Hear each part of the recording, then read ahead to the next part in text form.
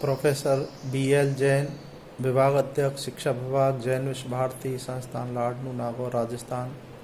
आज हम विषय पढ़ेंगे भारतीय मनोविज्ञान और पाश्चात्य मनोविज्ञान में क्या अंतर है। क्योंकि हम ये मानते हैं कि पाश्चात्य मनोविज्ञान जो है सर्वश्रेष्ठ है, भारतीय मनोविज्ञान के विषय में बहुत कम ही विद्यार्थियों को जानकारी होती है। इसलिए हम कंपैरेटिव तुलनात्मक रूप में देखेंगे कि इन दोनों में क्या अंतर है। भारतीय मनोविज्ञान ने आत्मा के विज्ञान पर विशेष रूप से बल दिया, जबकि पाश्चात्य मनोविज्ञान ने व्यवहार के विज्ञान पर विशेष रूप से बल दिया। भारतीय मनोविज्ञान धर्म और मोक्ष पर विशेष रूप से बल देता है, जबकि पाश्चात्य मनोविज्ञान अर्थ और काम पर बल देता है। वो सिर्फ अर्थ और काम को ही विशेष रूप से महत्वपूर्ण मानते हैं। भारतीय मनोविज्ञान ने 4 पुरुषार्थों पर विशेष रूप से बल दिया: धर्म, अर्थ, काम और मोक्ष, जबकि पाश्चात्य मनोविज्ञान धर्म और काम पर विशेष रूप से बल देते हैं। भारतीय मनोविज्ञान वैयक्तिक है तो पाश्चात्य मनोविज्ञान सार्वभौमिक है। हम देखेंगे कि भारतीय मनोविज्ञान में परंपराओं को विशेष रूप से महत्व दिया गया, जबकि पाश्चात्य मनोविज्ञान में आधुनिकता को विशेष महत्व दिया गया। भारतीय मनोविज्ञान ने संश्लेषणात्मक को महत्व दिया, जबकि पाश्चात्य मनोविज्ञान ने विश्लेषणात्मक को विशेष रूप से महत्व दिया गया। हम ये देखेंगे कि जो भारतीय मनोविज्ञान है उसमें आत्मा को अनावृत करने की बात की गई है, जबकि पाश्चात्य मनोविज्ञान में चेतना, अर्धचेतन व अचेतन को अनावृत करने की बात की गई है। भारतीय मनोविज्ञान अनेकता में एकता की बात करता है, जबकि पाश्चात्य मनोविज्ञान अनेकता में विभाजन की बात करता है।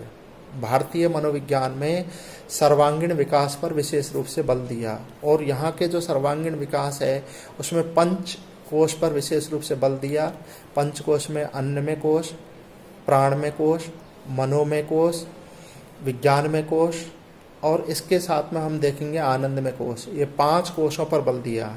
अन्नमय कोश का मतलब है कि जो हमारे शारीरिक विकास को विशेष रूप से बल दिया, जो है जो अन्न से संबंधित है शारीरिक विकास को। प्राण में जो प्राण से संबंधित है वो प्राणमय कोश को जो है विकास करने पर बल दिया। विज्ञानमय कोश है जो बौद्धिक विकास पर बल दिया। मनोमय कोश है जो मन के विकास पर बल दिया, और आनंदमय कोश है जो आध्यात्मिकता के विकास पर बल दिया। जबकि पाश्चात्य मनोविज्ञान में हम देखते हैं कि व्यवहार के पक्ष पर विशेष रूप से बल दिया। भारतीय मनोविज्ञान में मन की संकल्पना व्यापक रूप में की गई है, जबकि पाश्चात्य मनोविज्ञान में मन की संकल्पना संकुचित रूप में की गई है। हम ये देखते हैं कि भारतीय मनोविज्ञान में अंतःकरण के 4 घटकों की बात की गई है। चित्त है, अहंकार है, बुद्धि है और मन है। चित्त से स्मरण शक्ति का विकास होता है, अहंकार गर्व है और बुद्धि निश्चय करती है। जो है मन हमारा एक संशय में रहता है। तो अंतःकरण के 4 घटकों की बात करते हैं विकास की, जबकि वो अंतःकरणों के विषय में ऐसी चर्चा पाश्चात्य मनोविज्ञान नहीं करता है।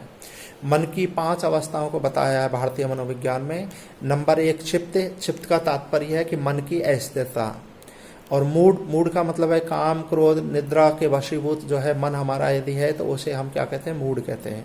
विक्षिप्त अर्थात काम, क्रोध, लोभ के वशीभूत होकर के हम जो काम कर रहे हैं वो विक्षिप्त है। और एकाग्र का मतलब है कि मन की स्थिरता, एक जगह एकाग्र होकर के मन एक जगह जो है हमारा तन्मय होकर के जो है हम जहाँ कहीं भी स्वाध्याय करते हैं तो वो मन की एकाग्रता, मन स्थिर रहता है।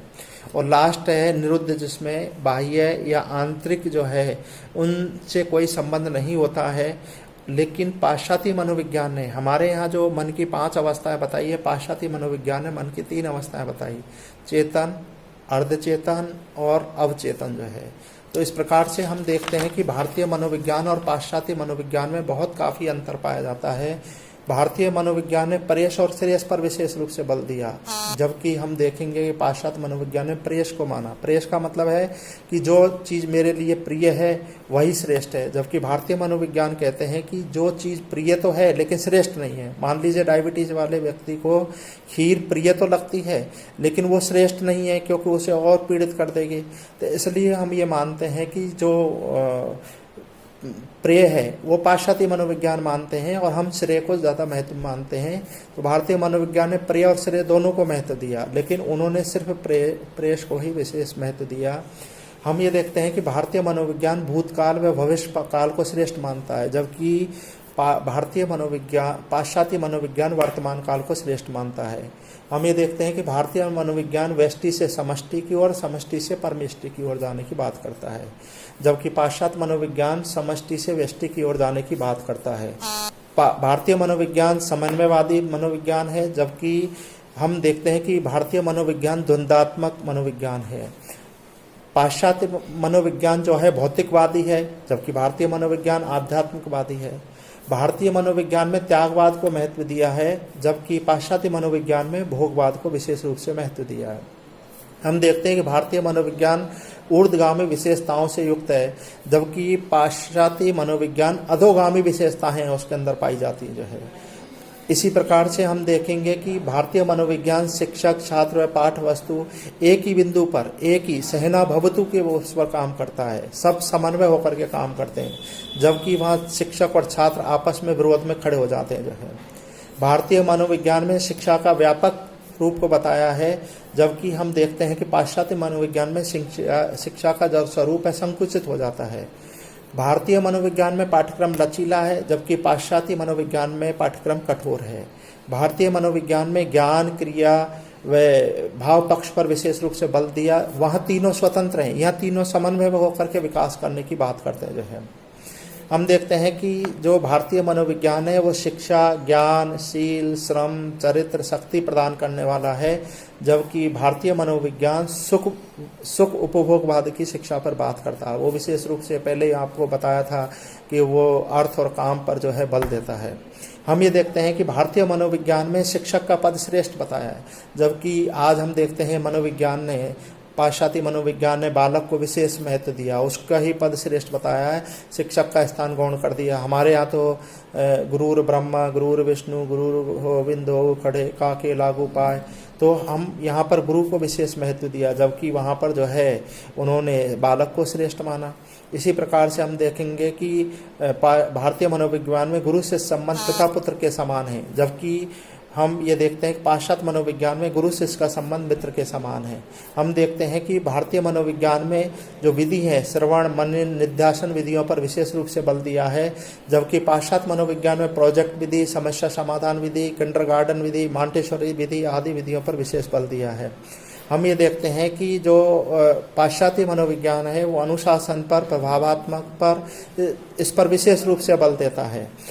भारतीय मनोविज्ञान जो है प्रभावात्मक, दंडात्मक आदि पर बल देता है, तो पाश्चात्य मनोविज्ञान सामाजिक अनुशासन पर बल देता है।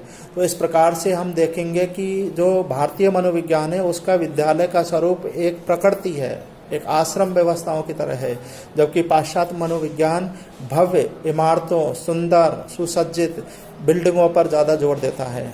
भारतीय मनोविज्ञान एक तरीके से बालक के पंचकोशों के माध्यम से विकास करने की बात करता है, जबकि वो सिर्फ व्यवहार में यदि जो परिवर्तन हुआ है उसी को ही विकास मानता है। तो हमने ये देखा कि भारतीय मनोविज्ञान और पाश्चात्य मनोविज्ञान दोनों में क्या अंतर है, दोनों में क्या विशेष बातें हैं। देखा जाए तो पाश्चात्य जो मनोविज्ञान है वो भारतीय मनोविज्ञान की ही देन रही है, क्योंकि जब हम मनोविज्ञान हम पढ़ते हैं तो सबसे पहले कहते हैं कि मनोविज्ञान आत्मा के रूप में था और दर्शन शास्त्र के रूप में ही जाना जाता था। तो ये मनोविज्ञान जो है पाश्चात्य मनोविज्ञान हमारे ही दर्शन शास्त्र की एक शाखा है, ये कोई अलग से नहीं है। और उसके बाद में मनोविज्ञान का जो है प्रादुर्भाव अलग अलग होता गया। उसके बाद में हम देखेंगे आत्मा के बाद मन का विज्ञान हुआ, मन के बाद में चेतना का विज्ञान हुआ और चेतना के बाद में व्यवहार का विज्ञान हुआ। तो इस प्रकार से हम ये देखते हैं कि ये जो क्रम है व्यवहार का विज्ञान जो माना जाने लगा है, लेकिन सबसे पहले जो चिंतन किया गया था आत्मा के विज्ञान पर चिंतन किया गया था, आत्मा के विज्ञान को सर्वश्रेष्ठ माना गया था।